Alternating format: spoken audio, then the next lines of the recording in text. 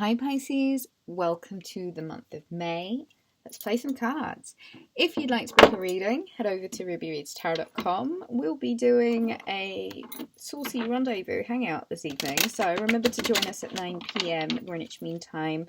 And have your questions ready. It's 1111 at PayPal Ruby at Ruby Reads Tarot if you've got any questions that you'd like answering on the live.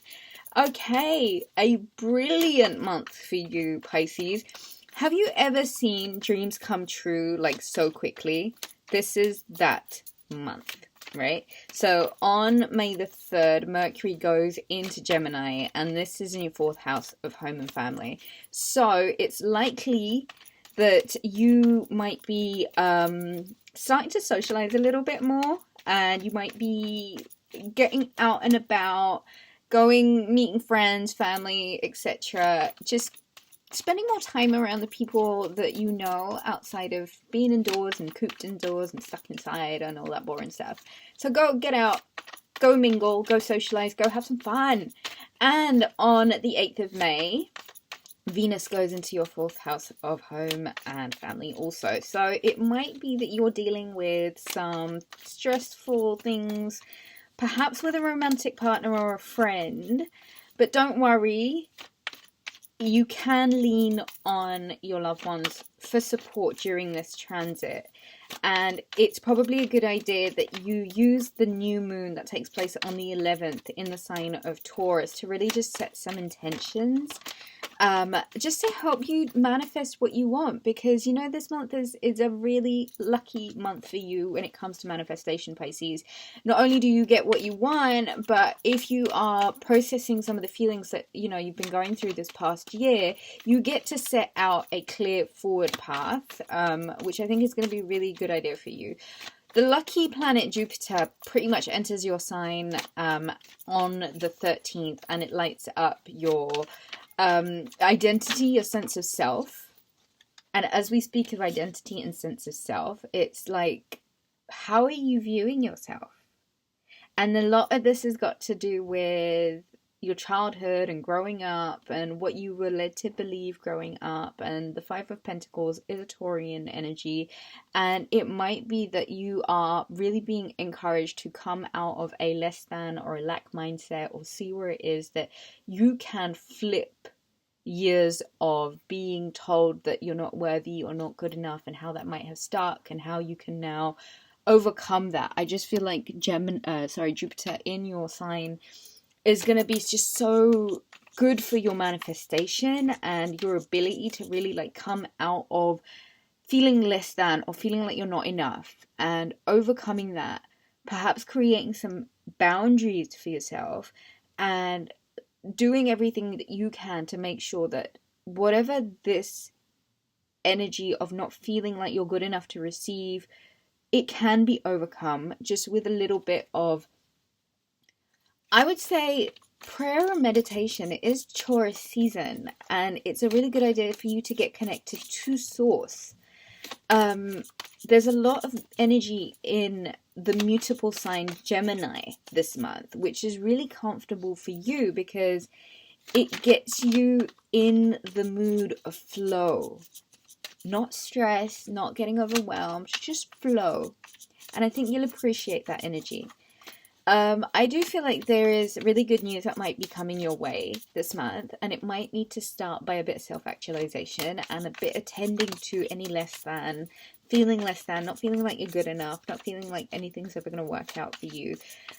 You've got to do the work here, because this is stuff that perhaps goes back to your childhood, and it might even mean that you're readdressing certain wounds. You're looking back at the Queen of Swords, Gemini energy, and I just feel like this Gemini energy is going to be really good for you because it gives you an opportunity to be really discerning and really just cut off loose ends and cut off things that aren't working, and just really set some new intentions for yourself, and being quite diligent to stick to them. Quite focused, quite severe, quite cold and detached even.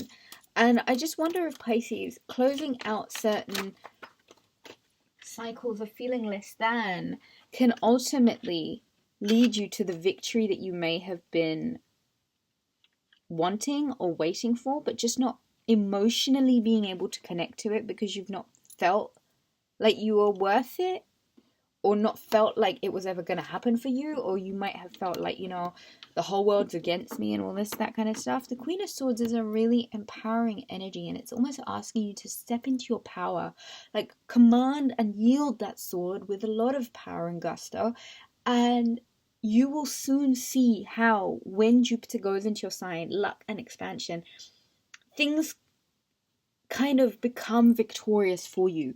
But you can't anticipate victory, Pisces, if you're in a lack or a less than mindset. A less than mindset will even make you lose things that are victories for you.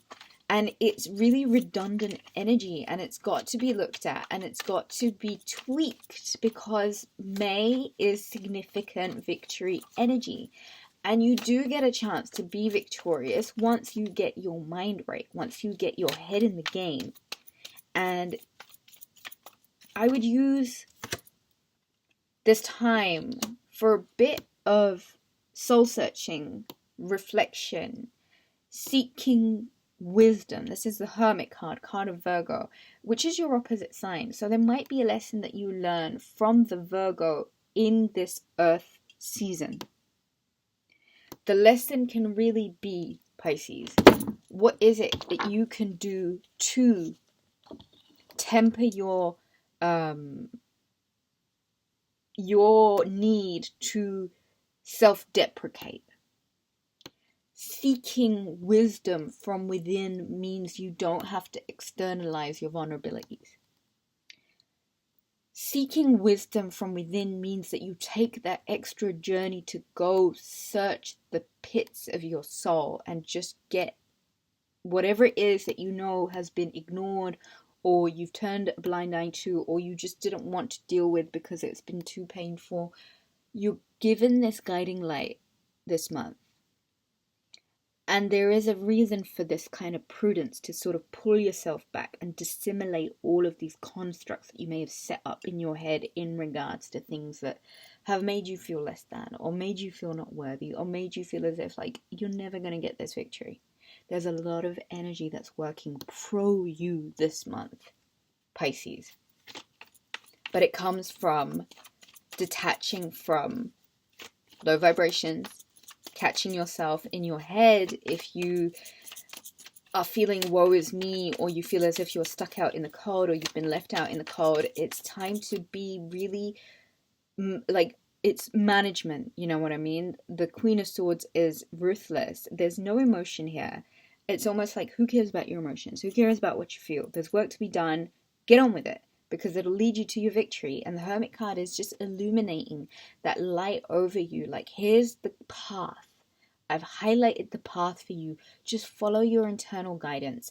And the bottom of the deck was the Six of Pentacles. And the Ace of Pentacles and the Six of Swords. And right at the bottom is the Magician card for you, Pisces.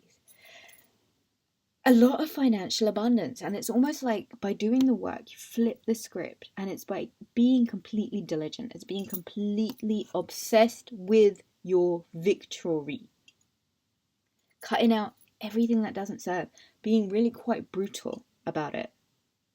The Ace of Pentacles is a win, but the Magician card here, it's you managing your energy. It's you choosing to win. It's you choosing to take what's on the table, use your resources, as above, so below.